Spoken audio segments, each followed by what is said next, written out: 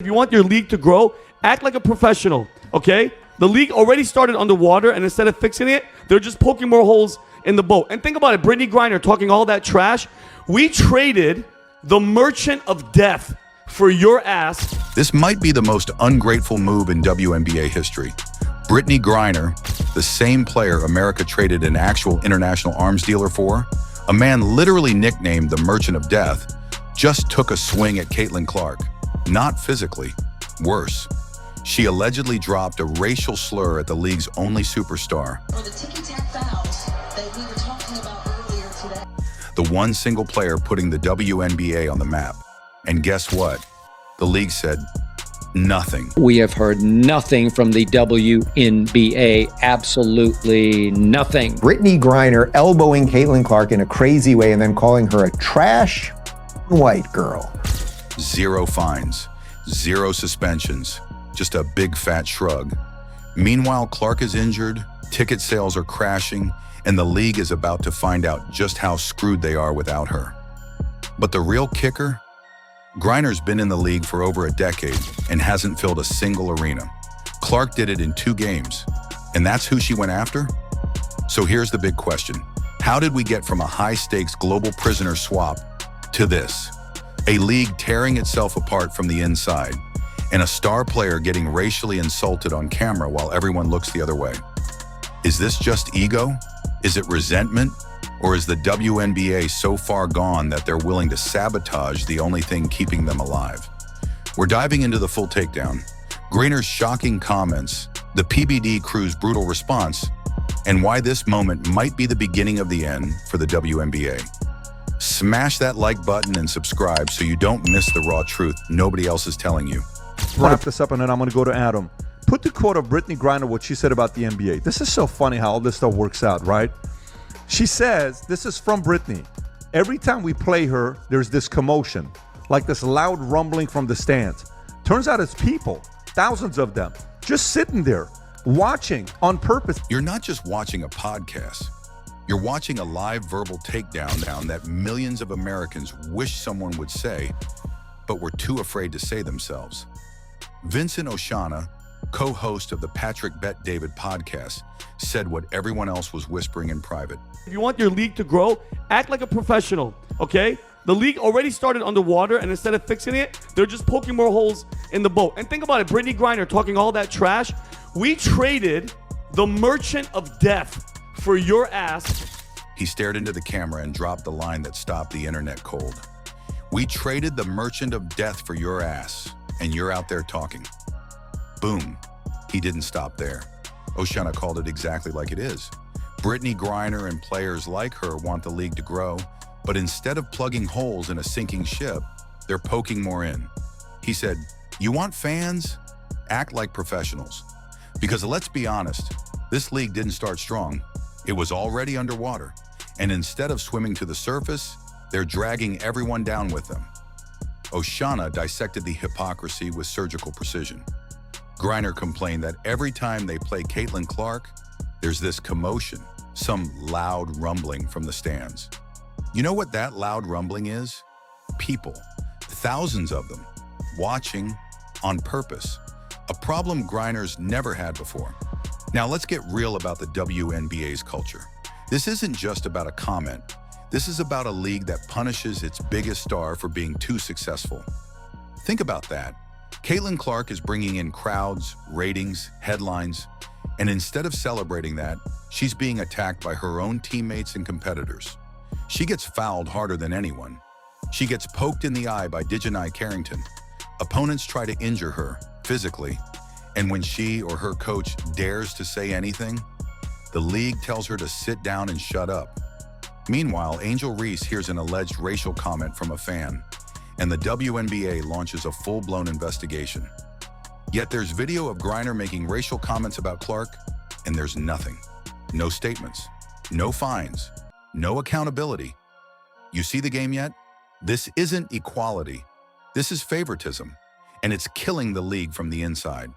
Let's keep going. Now here's where it gets really crazy. Caitlin Clark, yes, the same Clark who's filling arenas, thought that if she just acknowledged her so-called white privilege, it would earn her respect in the locker room. You remember what she said? As a white person, there is privilege. The more we can elevate black women, this is going to be a beautiful thing. I know there's been so many amazing black women that have been in this league, and continuing to uplift them, I think, is very important. And that's something I'm very aware of. And like I said, like I try to just be real and authentic and, you know, share my truth. And I think that's very easy for me. Like I'm very comfortable in my own skin. And that's kind of been how it is my entire. That was her biggest mistake. The Patrick Bet-David team said it outright. That's when they lost all respect for her. Because instead of earning credibility, it painted a big, fat target on her back. Players like Brittney Griner and Angel Reese didn't see that as humility. They saw it as weakness. And in a league built on victimhood and resentment, weakness gets punished. Clark tried to play the political game, and it backfired hard. WNBA is never, ever, ever going to work and never make money. And this is exactly what Caitlin Clark gets for bending the knee. Do you guys remember when she said, when we lost all respect for her, when she said, I want to say I've earned every single thing, but as a white person, there is privilege. And the more we can elevate black women, this is going to be a beautiful thing. That's when it was all over. Let's revisit this deal because it's absolutely jaw-dropping. The United States of America, yes, the most powerful nation on earth, traded Victor Bout, one of the most dangerous international arms dealers alive, for Brittney Griner. This is a man literally nicknamed the Merchant of Death, a man whose job was to arm warlords, fuel global conflicts, and profit off the bloodshed of innocent people. He wasn't some random criminal. He was an international threat, the kind you make action movies about. And we gave him up for her. And what does she do once she's back? She doesn't thank the country. She doesn't elevate the game. She allegedly makes racist comments about Caitlin Clark, the only player actually dragging her irrelevant league into national relevance. Let that level of ungratefulness simmer for a second. It's not just shocking, it's insulting. Vincent Oshana didn't sugarcoat a thing. He called it what it was, a disgusting display. And he's right, because this isn't about sports anymore. This is about the message we send to the world, that will trade a literal merchant of death to bring someone home, only for them to stir up more division, more toxicity, and more racial tension right here on American soil. At some point, you have to ask, was it even worth it? You know what separates the NBA from the WNBA? It's not just the talent, it's the mindset. LeBron doesn't tear down Steph Curry, he lifts him. Because in the NBA, they understand a rising tide lifts all boats. But in the WNBA, if Clark succeeds, everyone else feels like they're shrinking. That's the toxic culture the Patrick Bet-David team exposed. Oshana nailed it again. He said players like Reese and Griner act like the league owes them something, despite being millionaires. And instead of being grateful to play a sport they love for a living, they act like victims. Constantly. It's not confidence, it's entitlement, and it's killing the product. No fan wants to watch players lecture them about oppression while showing no gratitude for the opportunity they've been given. It's a performance-based league, or it's nothing. Let's step back and really look at what just happened. This isn't just about one player calling another player a name. This is a full-blown identity crisis inside the WNBA. You've got a league that's finally getting national attention thanks to Caitlin Clark. She's selling out arenas, making highlight reels, and getting casual fans to actually care about women's basketball. And instead of rallying around her, some of the league's veterans are treating her like an enemy. Why? Because her success breaks the mold. Because she's not the right kind of superstar. Because she doesn't fit into the narrative that's been carefully crafted for years, and now that narrative is falling apart. But here's what's really wild. The WNBA has a once-in-a-generation opportunity sitting right in front of them. For the first time ever, people who never watched a single minute of women's basketball are tuning in. And instead of building something, they're burning it down from the inside.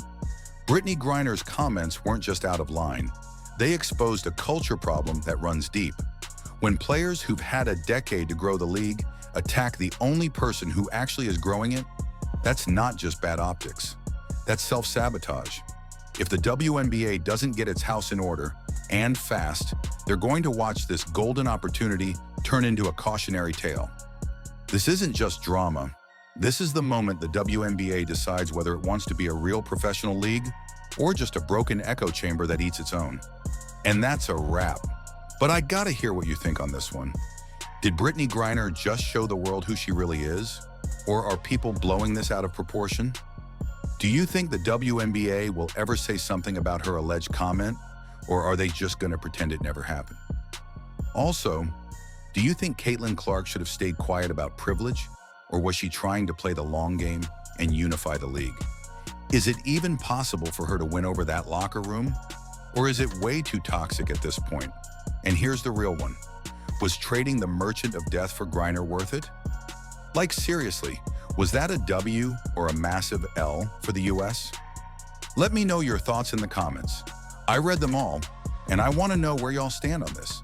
And hey, if you're loving this kind of real, no-filter breakdown, go ahead and smash that like button and hit subscribe so you're always in the loop with the latest WNBA drama, deep dives, and savage takedowns. Turn on that bell too, because if you think this was wild, trust me, it's only just heating up. All right, fam, I'll catch y'all in the next one.